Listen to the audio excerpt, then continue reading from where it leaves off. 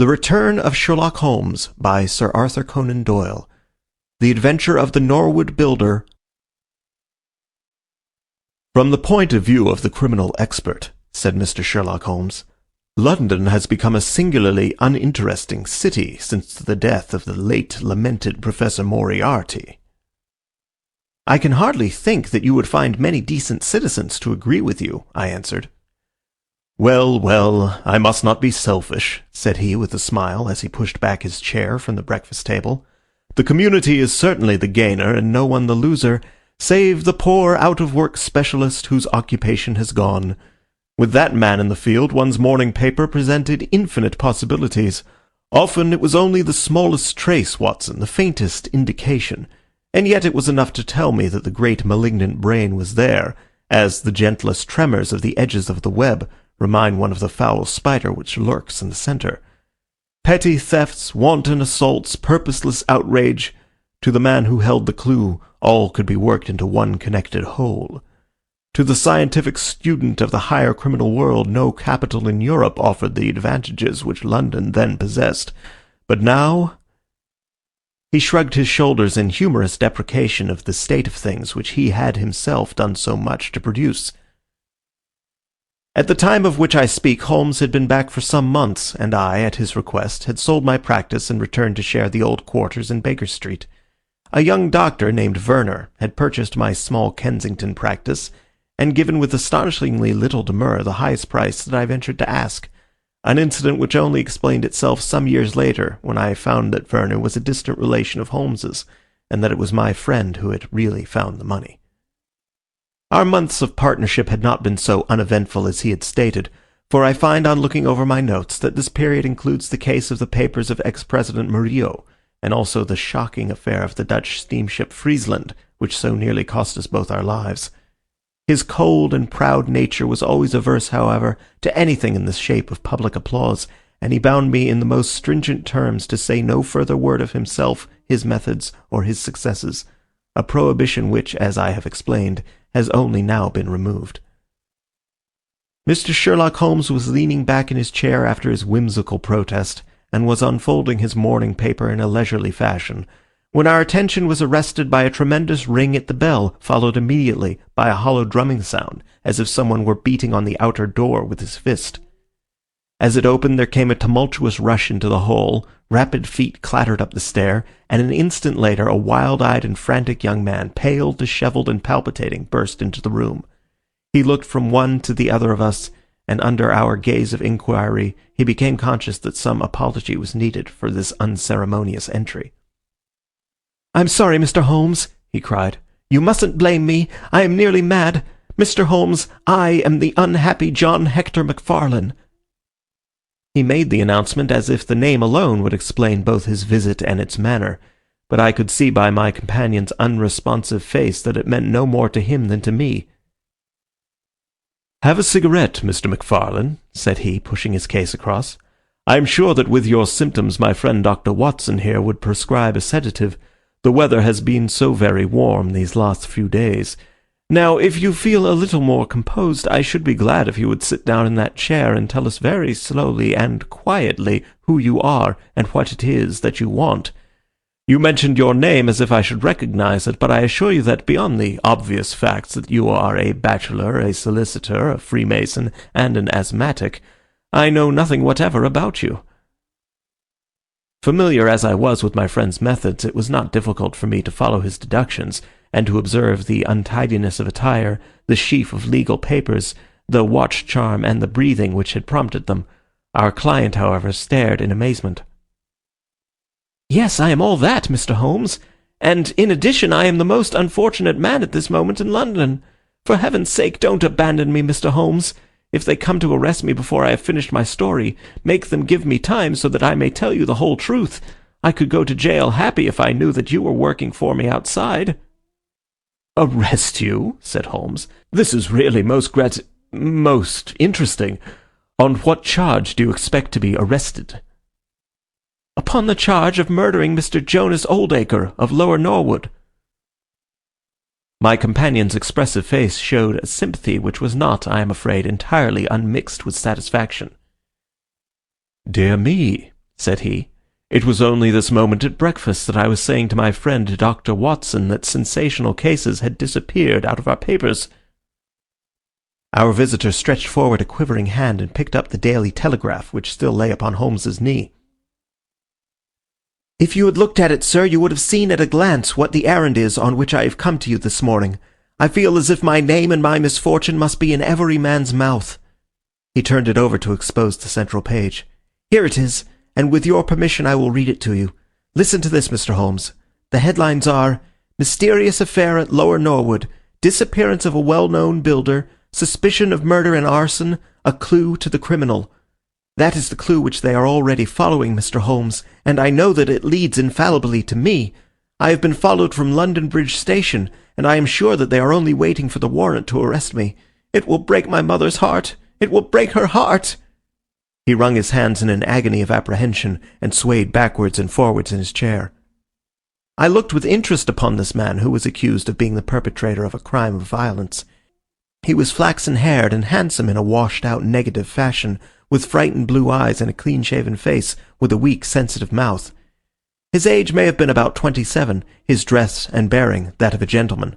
From the pocket of his light summer overcoat protruded the bundle of endorsed papers which proclaimed his profession. "We must use what time we have," said Holmes. "Watson, would you have the kindness to take the paper and to read to me the paragraph in question?" Underneath the vigorous headlines which our client had quoted, I read the following suggestive narrative. "Late last night, or early this morning, an incident occurred at Lower Norwood which points, it is feared, to a serious crime. Mr. Jonas Oldacre is a well-known resident of that suburb, where he has carried on his business as a builder for many years. Mr. Oldacre is a bachelor, 52 years of age, and lives in Deep Dean House, at the Sydenham end of the road of that name. He has had the reputation of being a man of eccentric habits, secretive and retiring. For some years he has practically withdrawn from the business, in which he is said to have amassed considerable wealth. A small timber yard still exists, however, at the back of the house, and last night, about 12 o'clock, an alarm was given that one of the stacks was on fire. The engines were soon upon the spot, but the dry wood burned with great fury, and it was impossible to arrest the conflagration until the stack had been entirely consumed. Up to this point, the incident bore the appearance of an ordinary accident, but fresh indications seemed to point to serious crime. Surprise was expressed at the absence of the master of the establishment from the scene of the fire, and an inquiry followed, which showed that he had disappeared from the house. An examination of his room revealed that the bed had not been slept in, that a safe which stood in it was open, that a number of important papers were scattered about the room, and finally that there were signs of a murderous struggle, slight traces of blood being found within the room, and an oaken walking-stick, which also showed stains of blood upon the handle. It is known that Mr. Jonas Oldacre had received a late visitor in his bedroom upon that night, and the stick found has been identified as the property of this person, who is a young London solicitor named John Hector Macfarlane, junior partner of Graham and Macfarlane, of 426 Gresham Buildings, E.C. The police believe that they have evidence in their possession which supplies a very convincing motive for the crime, and altogether it cannot be doubted that sensational developments will follow. Later. It is rumored as we go to press that Mr. John Hector Macfarlane has actually been arrested on the charge of the murder of Mr. Jonas Oldacre. It is at least certain that a warrant has been issued. There have been further and sinister developments in the investigation at Norwood. Besides the signs of a struggle in the room of the unfortunate builder, it is now known that the French windows of his bedroom, which is on the ground floor, were found to be open, that there were marks as if some bulky object had been dragged across to the woodpile, and finally it is asserted that charred remains have been found among the charcoal ashes of the fire. The police theory is that a most sensational crime has been committed, that the victim was clubbed to death in his own bedroom, his papers rifled, and his dead body dragged across to the woodstack, which was then ignited so as to hide all traces of the crime. The conduct of the criminal investigation has been left in the experienced hands of Inspector Lestrade of Scotland Yard, who is following up the clues with his accustomed energy and sagacity. Sherlock Holmes listened with closed eyes and fingertips together to this remarkable account. "The case has certainly some points of interest," said he in his languid fashion. May I ask in the first place, Mr. MacFarlane, how it is that you are still at liberty, since there appears to be enough evidence to justify your arrest?" "I live at Torrington Lodge, Blackheath, with my parents, Mr. Holmes. But last night, having to do business very late with Mr. Jonas Oldacre, I stayed at an hotel in Norwood, and came to my business from there. I knew nothing of this affair until I was in the train, when I read what you have just heard. I at once saw the horrible danger of my position, and I hurried to put the case into your hands. I have no doubt that I should have been arrested either at my city office or at my home. A man followed me from London Bridge Station, and I have no doubt— Great heaven, what is that?" It was a clang of the bell, followed instantly by heavy steps upon the stair. A moment later our old friend Lestrade appeared in the doorway. Over his shoulder I caught a glimpse of one or two uniformed policemen outside. "Mr. John Hector MacFarlane," said Lestrade.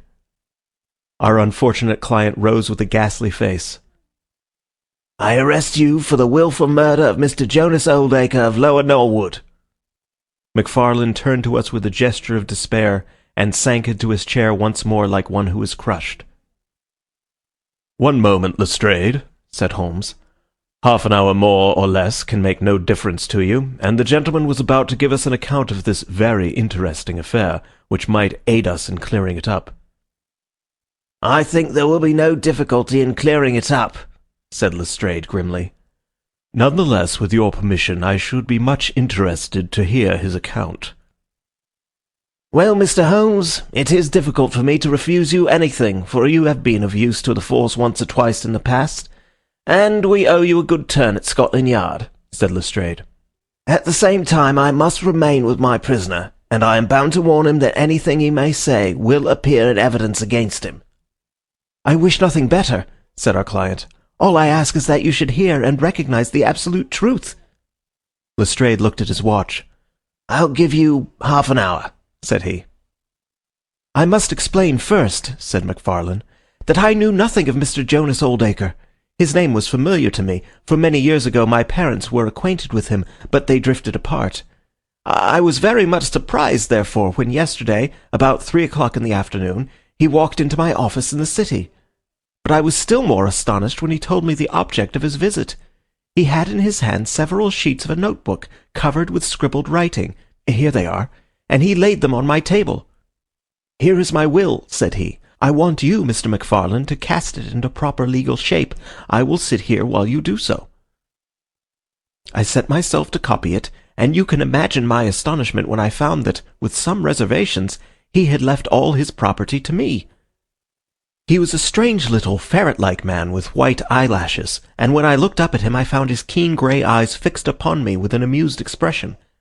I could hardly believe my own senses as I read the terms of the will, but he explained that he was a bachelor with hardly any living relation, that he had known my parents in his youth, and that he had always heard of me as a very deserving young man, and was assured that his money would be in worthy hands. Of course I could only stammer out my thanks. The will was duly finished, signed, and witnessed by my clerk. This is it on the blue paper, and these slips, as I have explained, are the rough draft. Mr. Jonas Oldacre then informed me that there were a number of documents, building leases, title deeds, mortgages, scrip, and so forth, which it was necessary that I should see and understand. He said that his mind would not be easy until the whole thing was settled, and he begged me to come out to his house at Norwood that night, bringing the will with me, and to arrange matters. Remember, my boy, not one word to your parents about the affair until everything is settled. We will keep it as a little surprise for them. He was very insistent upon this point, and made me promise it faithfully. You can imagine, Mr. Holmes, that I was not in a humour to refuse him anything that he might ask. He was my benefactor, and all my desire was to carry out his wishes in every particular. I sent a telegram home, therefore, to say that I had important business on hand, and that it was impossible for me to say how late I might be. Mr. Oldacre had told me that he would like me to have supper with him at 9, as he might not be home before that hour. I had some difficulty in finding his house, however, and it was nearly half-past before I reached it. I found him— "One moment," said Holmes. "Who opened the door?" "A middle-aged woman, who was, I suppose, his housekeeper."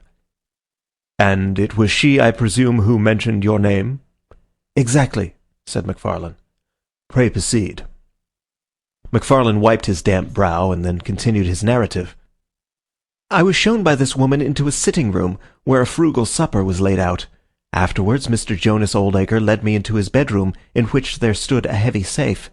This he opened and took out a mass of documents, which we went over together.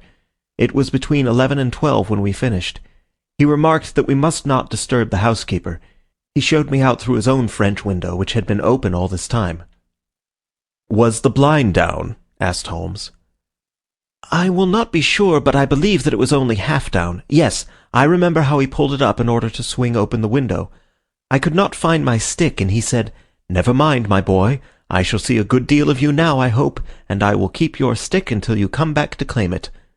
I left him there, the safe open and the papers made up in packets upon the table. It was so late that I could not get back to Blackheath, so I spent the night at the Anerley Arms, and I knew nothing more until I read of this horrible affair in the morning." "Anything more that you would like to ask, Mr. Holmes?" said Lestrade, whose eyebrows had gone up once or twice during this remarkable explanation. "Not until I have been to Blackheath." "You mean to Norwood?" said Lestrade. "Oh, yes, no doubt that is what I must have meant," said Holmes, with his enigmatical smile. Lestrade had learned by more experiences than he would care to acknowledge that razor-like brain could cut through that which was impenetrable to him. I saw him look curiously at my companion. "I think I should like to have a word with you presently, Mr. Sherlock Holmes," said he. "Now, Mr. MacFarlane, 2 of my constables are at the door, and there is a four-wheeler waiting." The wretched young man arose, and with a last beseeching glance at us walked from the room. The officers conducted him to the cab, but Lestrade remained. Holmes had picked up the pages which formed the rough draft of the will, and was looking at them with the keenest interest upon his face. "There are some points about that document, Lestrade, are there not?" said he, pushing them over. The official looked at them with a puzzled expression. "I can read the first few lines, and these in the middle of the second page, and 1 or 2 at the end. Those are as clear as print," said he. "But the writing in between is very bad, and there are 3 places where I cannot read it at all." "What do you make of that?" said Holmes. "Well, what do you make of it?" "That it was written in a train. The good writing represents stations, the bad writing movement, and the very bad writing passing over points. A scientific expert would pronounce at once that this was drawn up on a suburban line, since nowhere save in the immediate vicinity of a great city could there be so quick a succession of points. Granting that his whole journey was occupied in drawing up the will, then the train was an express, only stopping once between Norwood and London Bridge." Lestrade began to laugh.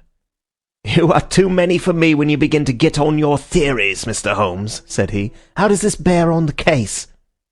"Well, it corroborates the young man's story to the extent that the will was drawn up by Jonas Oldacre in his journey yesterday. It is curious, is it not, that a man should draw up so important a document in so haphazard a fashion. It suggests that he did not think it was going to be of much practical importance. If a man drew up a will which he did not intend ever to be effective, he might do it so." "Well, he drew up his own death warrant at the same time," said Lestrade. "Oh, you think so?" "Don't you?" "Well, it is quite possible, but the case is not clear to me yet." "Not clear? Well, if that isn't clear, what could be clear?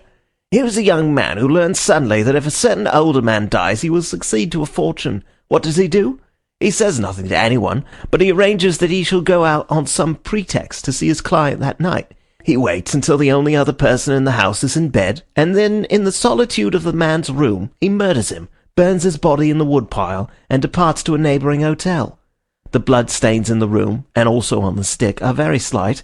It is probable that he imagined his crime to be a bloodless one, and hoped that if the body were consumed, it would hide all traces of the method of his death, traces which for some reason must have pointed to him. Is all this not obvious?" "It strikes me, my good Lestrade, as being just a trifle too obvious," said Holmes. "You do not add imagination to your other great qualities, but if you could for one moment put yourself in the place of this young man, would you choose the very night after the will had been made to commit your crime? Would it not seem dangerous to you to make so very close a relation between the 2 incidents? Again, would you choose an occasion when you are known to be in the house, when a servant has let you in? And finally, would you take the great pains to conceal the body, and yet leave your own stick as a sign that you are the criminal. Confess, Lestrade, that all this is very unlikely." "As to the stick, Mr. Holmes, you know as well as I do that a criminal is often flurried, and does things which a cool man would avoid. He was very likely to go back to the room. Give me another theory that would fit the facts." "I could very easily give you half a dozen," said Holmes. "Here, for example, is a very possible and even probable one. I make you a free present of it. The older man is showing documents which are of evident value. A passing tramp sees them through the window, the blind of which is only half down. Exit the solicitor, enter the tramp. He seizes a stick, which he observes there, kills Oldacre, and departs after burning the body." "Why should the tramp burn the body?" "For the matter of that, why should Macfarlane?" "To hide some evidence." "Possibly the tramp wanted to hide that any murder at all had been committed." "And why did the tramp take nothing?" "Because they were papers that he could not negotiate." Lestrade shook his head, though it seemed to me that his manner was less absolutely assured than before. "Well, Mr. Sherlock Holmes, you may look for your tramp, and while you are finding him, we will hold on to our man. The future will show which is right. Just notice this point, Mr. Holmes, that so far as we know, none of the papers were removed, and that the prisoner is the one man in the world who had no reason for removing them, since he was heir at law, and would come into them at any case." My friend seemed struck by this remark. "I don't mean to deny that the evidence is in some ways very strongly in favour of your theory," said he. "I only wish to point out that there are other theories possible. As you say, the future will decide. Good morning. I dare say that in the course of the day I shall drop in at Norwood and see how you are getting on." When the detective departed, my friend rose and made his preparations for the day's work with the alert air of a man who has a congenial task before him. "My first movement, Watson," said he, as he bustled into his frock coat, "must, as I said, be in the direction of Blackheath." "And why not Norwood?" "Because we have in this case one singular incident coming close to the heels of another singular incident. The police are making the mistake of concentrating their attention upon the second, because it happens to be the one which is actually criminal. But it is evident to me that the logical way to approach the case is to begin by trying to throw some light upon the first incident, the curious will so suddenly made, and to so unexpected an heir. It may do something to simplify what followed. No, my dear fellow, I don't think you can help me. There is no prospect of danger, or I should not dream of stirring out without you. I trust that when I see you in the evening, I will be able to report that I have been able to do something for this unfortunate youngster who has thrown himself upon my protection." It was late when my friend returned, and I could see by a glance at his haggard and anxious face that the high hopes with which he had started had not been fulfilled. For an hour he droned away upon his violin, endeavouring to soothe his own ruffled spirits. At last he flung down the instrument and plunged into a detailed account of his misadventures. "It's all going wrong, Watson, all as wrong as it can go. I kept a bold face before Lestrade, but upon my soul I believe that for once the fellow is on the right track, and we are on the wrong. All my instincts are one way, and all the facts are the other, and I much fear that British juries have not yet attained that pitch of intelligence when they will give the preference to my theories over Lestrade's facts." "Did you go to Blackheath?" "Yes, Watson, I went there, and I found very quickly that the late lamented Oldacre was a pretty considerable blackguard. The father was away in search of his son, the mother was at home, a little fluffy blue-eyed person in a tremor of fear and indignation. Of course she would not admit even the possibility of his guilt, but she would not express either surprise or regret over the fate of Oldacre. On the contrary, she spoke of him with such bitterness that she was unconsciously considerably strengthening the case of the police, for, of course, if her son had heard her speak of the man in this fashion, it would predispose him towards hatred and violence.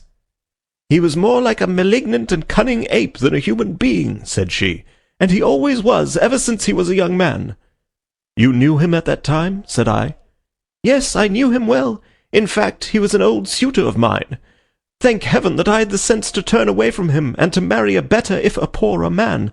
I was engaged to him, Mr. Holmes, when I heard a shocking story of how he had turned a cat loose in an aviary, and I was so horrified at his brutal cruelty that I would have nothing more to do with him." She rummaged in a bureau, and presently she produced a photograph of a woman, shamefully defaced and mutilated with a knife. "That is my own photograph," she said.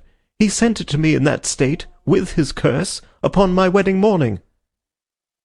"Well," said I, "at least he has forgiven you now, since he has left all his property to your son." "Neither my son nor I want anything from Jonas Oldacre, dead or alive," she cried, with a proper spirit. "There is a God in heaven, Mr. Holmes, and that same God who has punished that wicked man will show in his own good time that my son's hands are guiltless of his blood." Well, I tried one or two leads, but could get at nothing which would help our hypothesis, and several points which would make against it. I gave up at last, and off I went to Norwood. This place, Deep Dean House, is a big modern villa of staring brick, standing back in its own grounds, with a laurel-clumped lawn in front of it. To the right, and some distance back from the road, was the timber yard which had been the scene of the fire. Here's a rough plan on a leaf of my notebook. This window on the left is the one which opens into Oldacre's room. You can look into it from the road, you see. That is about the only bit of consolation I've had today. Lestrade was not there, but his head constable did the honours. They had just made a great treasure trove. They had spent the morning raking among the ashes of the burned woodpile, and besides the charred organic remains, they had secured several discoloured metal discs. I examined them with care, and there was no doubt that they were trouser buttons. I even distinguished that one of them was marked with the name of Holmes, who was Oldacre's tailor. I then worked the lawn very carefully for signs and traces, but this drought has made everything as hard as iron. Nothing was to be seen save that some body or bundle had been dragged through a low privet hedge, which is in a line with the woodpile. All that, of course, fits in with the official theory. I crawled about the lawn with an August sun on my back, but I got up at the end of an hour no wiser than before. Well, after this fiasco, I went into the bedroom and examined that also. The bloodstains were very slight, mere smears and discolorations, but undoubtedly fresh. The stick had been removed, but there also the marks were slight. There is no doubt about the stick belonging to our client. He admits it. Footmarks of both men could be made out on the carpet, but none of any third person, which again is a trick for the other side. They were piling up their score all the time, and we were at a standstill. Only one little gleam of hope did I get, and yet it amounted to nothing. I examined the contents of the safe, most of which had been taken out and left on the table. The papers had been made up into sealed envelopes, one or two of which had been opened by the police. They were not, so far as I could judge, of any great value, nor did the bank book show that Mr. Oldacre was in such very affluent circumstances. But it seemed to me that all the papers were not there. There were allusions to some deeds, possibly the more valuable, which I could not find. This, of course, if we could definitely prove it, would turn Lestrade's argument against himself, for who would steal a thing if he knew that he would shortly inherit it? Finally, having drawn every other cover and picked up no scent, I tried my luck with the housekeeper. Mrs. Lexington is her name, a little, dark, silent person with suspicious and sidelong eyes. She could tell us something if she would, I am convinced of it. But she was as close as wax. Yes, she had let Mr. MacFarlane in at 9:30. She wished her hand had withered before she had done so. She had gone to bed at 10:30. Her room was at the other end of the house, and she could hear nothing of what passed.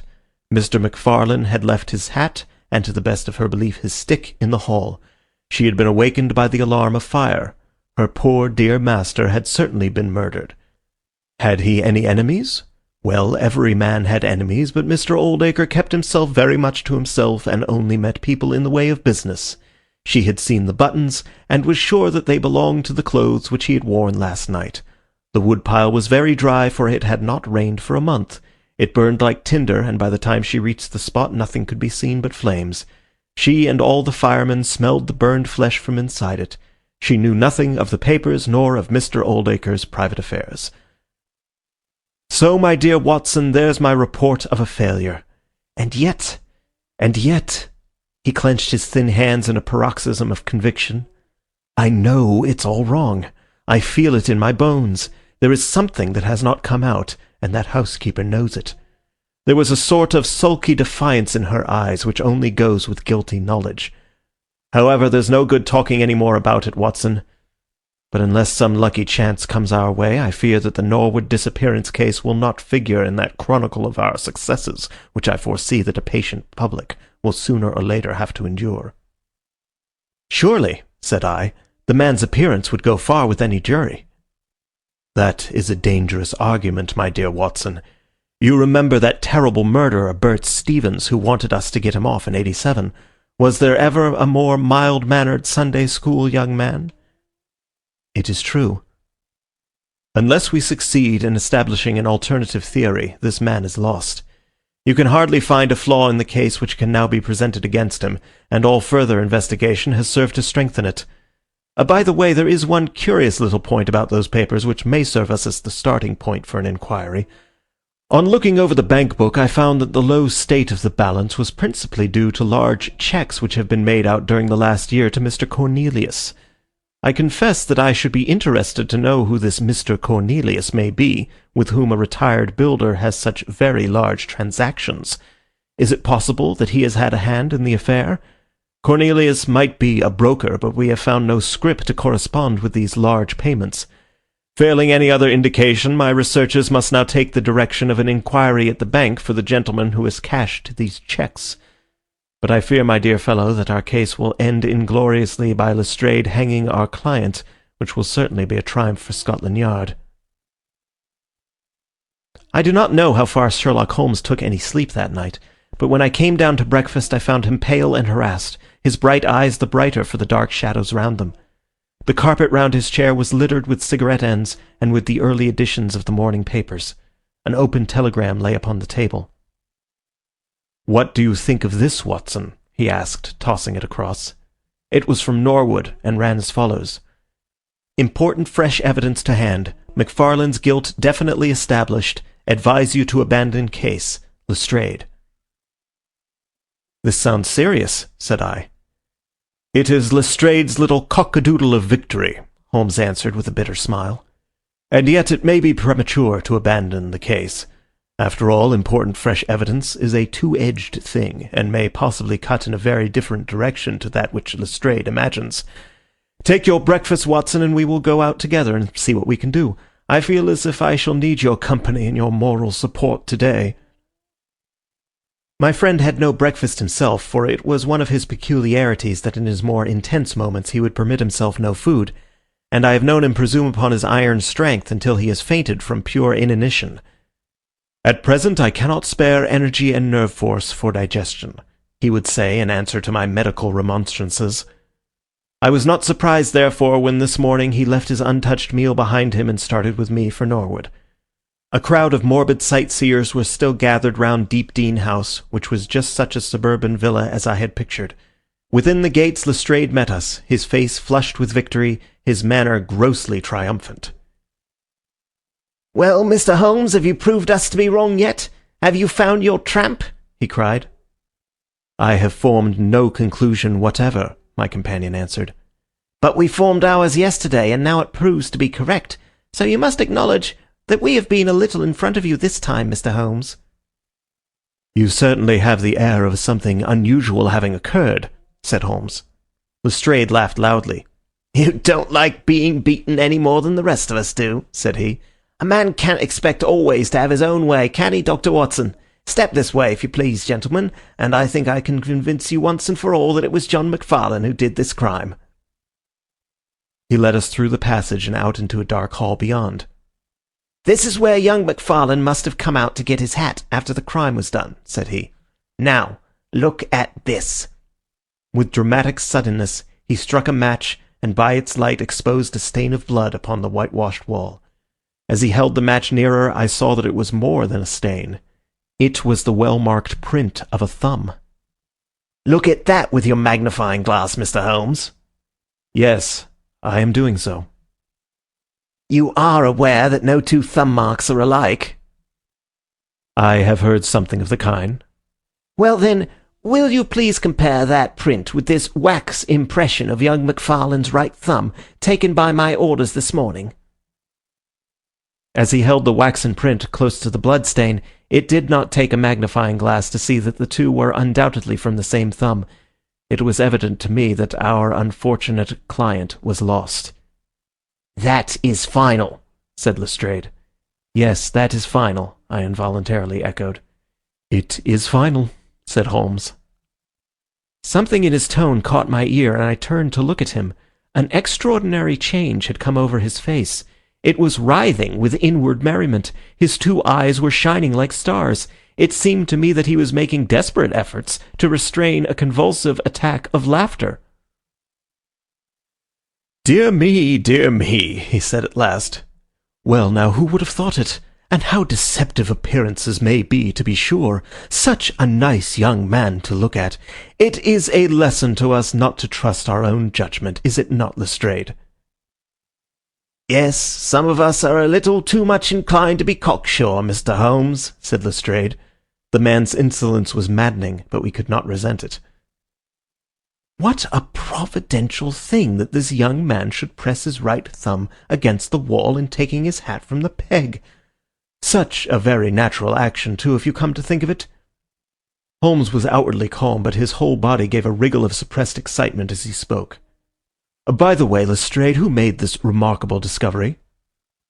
"It was the housekeeper, Mrs. Lexington, who drew the night constable's attention to it." "Where was the night constable?" "He remained on guard in the bedroom where the crime was committed, so as to see that nothing was touched." "But why didn't the police see this mark yesterday?" "Well, we had no particular reason to make a careful examination of the hall. Besides, it's not in a very prominent place, as you see." "No, no, of course not. I suppose there is no doubt that the mark was there yesterday?" Lestrade looked at Holmes as if he thought he was going out of his mind. I confess that I was myself surprised both at his hilarious manner and at his rather wild observation. "I don't know whether you think that MacFarlane came out of jail in the dead of the night in order to strengthen the evidence against himself," said Lestrade. "I leave it to any expert in the world whether that is not the mark of his thumb." "It is unquestionably the mark of his thumb." "There, that's enough," said Lestrade. "I'm a practical man, Mr. Holmes, and when I have got my evidence I come to my conclusions. If you have anything to say, you will find me writing my report in the sitting-room." Holmes had recovered his equanimity, though I still seemed to detect gleams of amusement in his expression. "Dear me, this is a very sad development, Watson, is it not?" said he. "And yet there are singular points about it which hold out some hopes for our client." "I am delighted to hear it," said I heartily. "I was afraid it was all up with him." "I would hardly go so far as to say that, my dear Watson. The fact is that there is one really serious flaw in this evidence to which our friend attaches so much importance." "Indeed, Holmes, what is it?" "Only this, that I know that that mark was not there when I examined the hall yesterday. And now, Watson, let us have a little stroll round in the sunshine." With a confused brain, but with a heart into which some warmth of hope was returning, I accompanied my friend in a walk round the garden. Holmes took each face of the house in turn and examined it with great interest. He then led the way inside and went over the whole building from basement to attics. Most of the rooms were unfurnished, but none the less Holmes inspected them all minutely. Finally, on the top corridor, which ran outside 3 untenanted bedrooms, he again was seized with a spasm of merriment. "There are really some very unique features about this case, Watson," said he. "I think it is time now that we took our friend Lestrade into our confidence. He has had his little smile at our expense, and perhaps we may do as much by him if my reading of this problem proves to be correct. Yes, I think I see how we should approach it." The Scotland Yard inspector was still writing in the parlour when Holmes interrupted him. "I understood that you were writing a report of this case," said he. "So I am." "Don't you think it may be a little premature? I can't help thinking that your evidence is not complete." Lestrade knew my friend too well to disregard his words. He laid down his pen and looked curiously at him. "What do you mean, Mr. Holmes?" "Only that there is an important witness whom you have not seen." "Can you produce him?" "I think I can." "Then do so." "I will do my best. How many constables have you?" "There are 3 within call." "Excellent," said Holmes. "May I ask if they are all large, able-bodied men with powerful voices?" I have no doubt that they are, though I fail to see what their voices have to do with it. Perhaps I can help you to see that, and one or two other things as well, said Holmes. Kindly summon your men, and I will try. 5 minutes later, 3 policemen had assembled in the hall. In the outhouse you will find a considerable quantity of straw, said Holmes. I will ask you to carry in 2 bundles of it. I think it will be of the greatest assistance in producing the witness whom I require. Thank you very much. I believe you have some matches in your pocket, Watson. Now, Mr. Lestrade, I will ask you all to accompany me to the top landing. As I have said, there was a broad corridor there, which ran outside 3 empty bedrooms. At one end of the corridor we were all marshalled by Sherlock Holmes, the constables grinning and Lestrade staring at my friend, with amazement, expectation, and derision chasing each other across his features. Holmes stood before us with the air of a conjurer who is performing a trick. Would you kindly send one of your constables for 2 buckets of water? Put the straw on the floor here, free from the wall on either side. Now I think that we are all ready. Lestrade's face had begun to grow red and angry. I don't know whether you are playing a game with us, Mr. Sherlock Holmes, said he. If you know anything, you can surely say it without all this tomfoolery. I assure you, my good Lestrade, that I have an excellent reason for everything that I do. You may possibly remember that you chaffed me a little some hours ago when the sun seemed on your side of the hedge, so you must not grudge me a little pomp and ceremony now. Might I ask you, Watson, to open that window, and then to put a match to the edge of the straw? I did so, and, driven by the draught, a coil of grey smoke swirled down the corridor, while the dry straw crackled and flamed. Now we must see if we can find this witness for you, Lestrade. Might I ask you all to join in the cry of fire? Now then, 1, 2, 3... Fire! We all yelled. Thank you, I will trouble you once again. Fire! Just once, gentlemen, and all together. Fire! The shout must have rung over Norwood. It had hardly died away when an amazing thing happened. A door suddenly flew open out of what appeared to be solid wall at the end of the corridor, and a little wizened man darted out of it like a rabbit out of its burrow. Capital, said Holmes calmly. Watson, a bucket of water over the straw, that will do. Lestrade, allow me to present you with your principal missing witness, Mr. Jonas Oldacre. The detective stared at the newcomer with blank amazement. The latter was blinking in the bright light of the corridor, and peering at us and at the smouldering fire. It was an odious face, crafty, vicious, malignant, with shifty light grey eyes and white eyelashes. "What's this, then?" said Lestrade at last. "What have you been doing all this time, eh?" Oldacre gave an uneasy laugh, shrinking back from the furious red face of the angry detective. I have done no harm." "No harm? You have done your best to get an innocent man hanged. If it wasn't for this gentleman here, I am not sure that you would not have succeeded." The wretched creature began to whimper. "I am sure, sir, it was only my practical joke." "Oh, a joke, was it? You won't find the laugh on your side, I promise you. Take him down and keep him in the sitting-room until I come.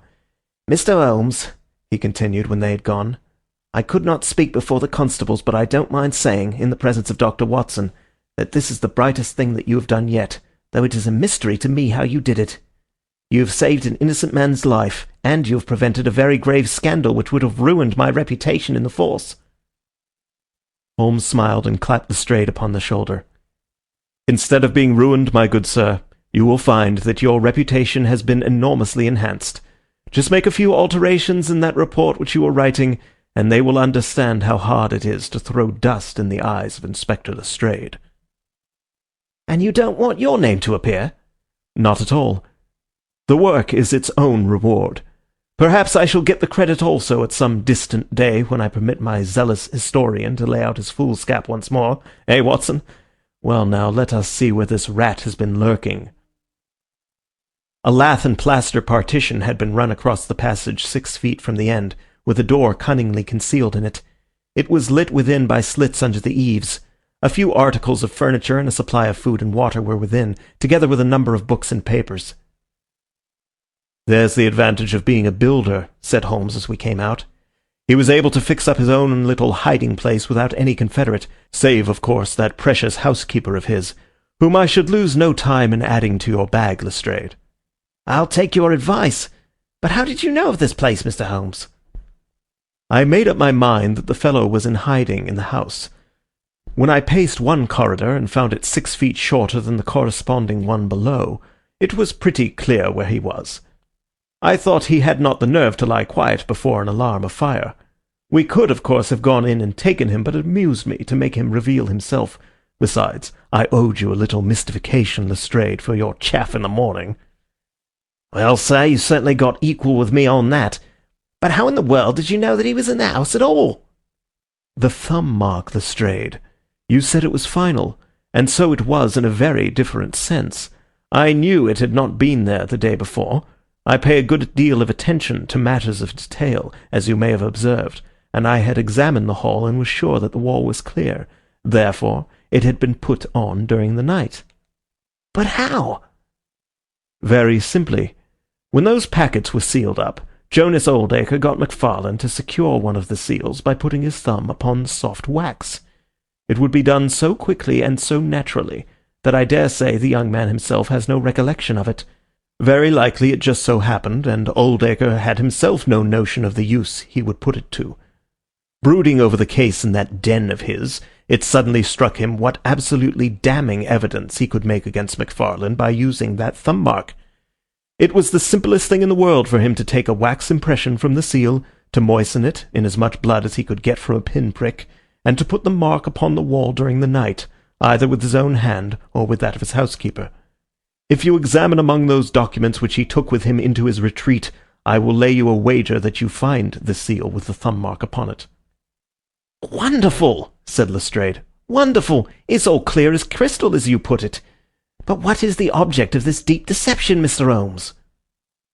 It was amusing to me to see how the detective's overbearing manner had changed suddenly to that of a child asking questions of its teacher. "Well, I don't think that is very hard to explain.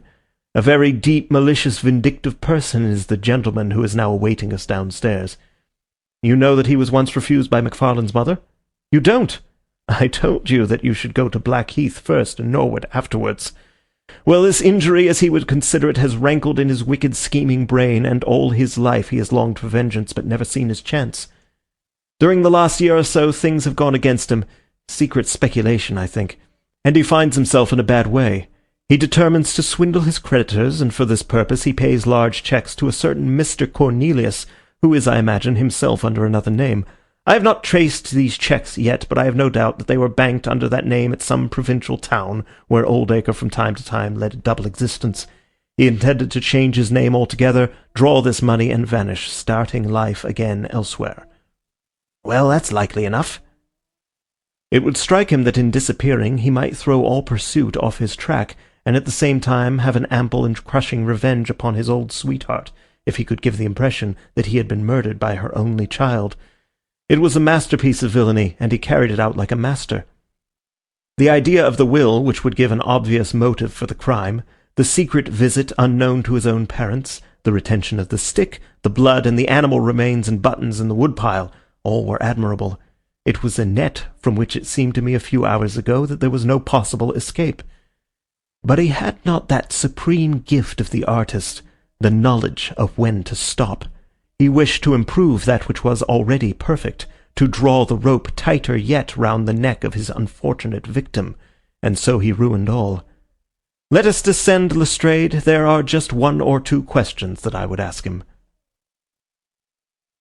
The malignant creature was seated in his own parlour with a policeman upon each side of him. "It was a joke, my good sir, a practical joke, nothing more," he whined incessantly. "I assure you, sir, that I simply concealed myself in order to see the effect of my disappearance, and I am sure that you would not be so unjust as to imagine that I would have allowed any harm to befall poor young Mr. MacFarlane." "That's for a jury to decide," said Lestrade. "Anyhow, we shall have you on a charge of conspiracy, if not for attempted murder." "And you'll probably find that your creditors will impound the banking account of Mr. Cornelius," said Holmes. The little man started and turned his malignant eyes upon my friend. "I have to thank you for a good deal," said he. "Perhaps I'll pay my debt some day." Holmes smiled indulgently. "I fancy that for some few years you will find your time very fully occupied," said he. "By the way, what was it that you put into the woodpile besides your old trousers? A dead dog, or rabbits, or what? You won't tell? Dear me, how very unkind of you. Well, well, I dare say that a couple of rabbits would account both for the blood and for the charred ashes. If you ever write an account, Watson, you can make rabbits serve your turn." End of The Adventure of the Norwood Builder,